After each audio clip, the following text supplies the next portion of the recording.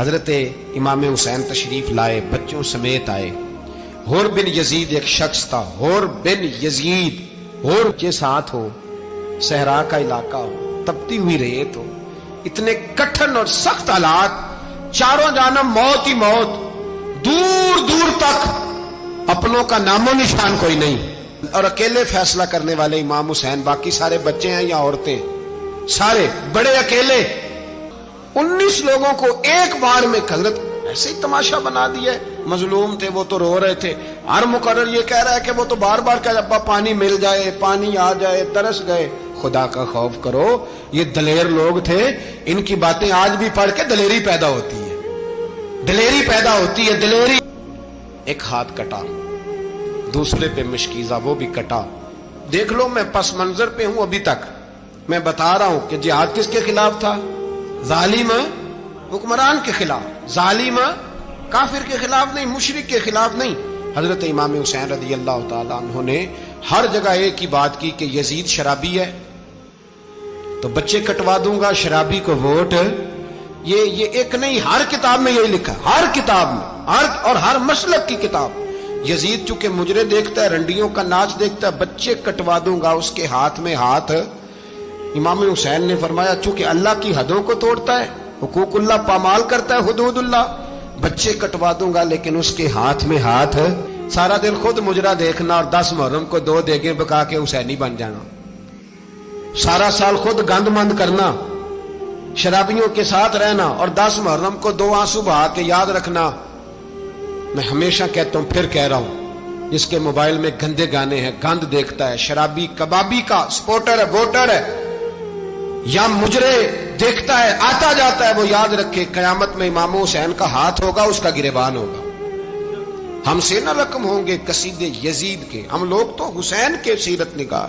حضرت ابا ہمارا کسی بندے سے جائیداد کا رٹا نہیں، ہم تو چاہتے ہیں امت اکٹھی ہو جائے، لیکن جو بندہ نبی پاک کی ماں کو دوزخی کہے، حضور کے باپ کو جہنمی کہے، یزید کو امیر المومنین کہے، اس کے ساتھ اتفاق رائے کر لیا جائے، یہ مذہب ہماری سمجھ میں نہیں آتا، بالکل نہیں آتا، قطعاً نہیں ہماری سمجھ میں آتا۔ کیسے اتحاد کر لیا جائے؟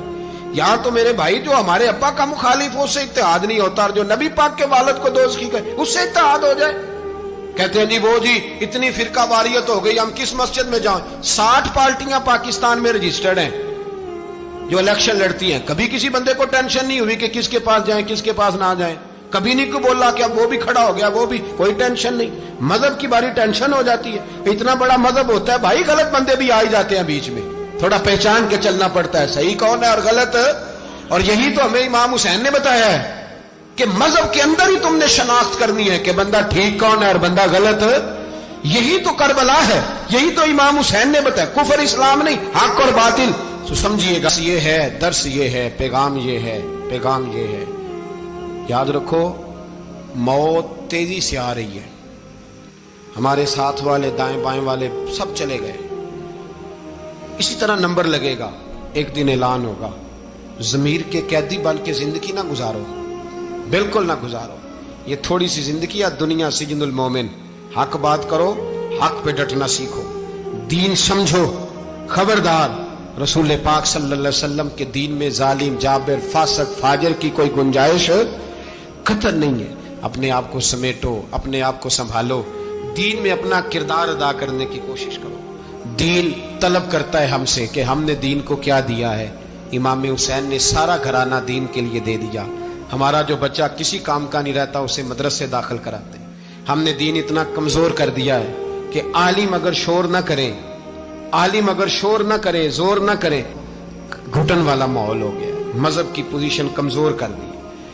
اب جہاں تک اس بات کا تعلق ہے جی فرقے ہو گئے، تو میرے بھائی یہ کوئی اتنی خطرناک بات، یہ کوئی اتنا مشکل معاملہ نہیں ہے۔ یہ تو امام حسین نے بتا دیا تھا کہ یزید کے طور پر ایک غلط فرقہ کھڑا ہو گیا ہے، لہذا اس کا مقابلہ کرنا ہے، اس میں کوئی بری بات ہے، لیکن ایک سبق ہے بزرگوں کا کہ اگر سچی بات بھی نہیں کرنی تو پھر اس منبر کا حق ادا نہیں ہوتا۔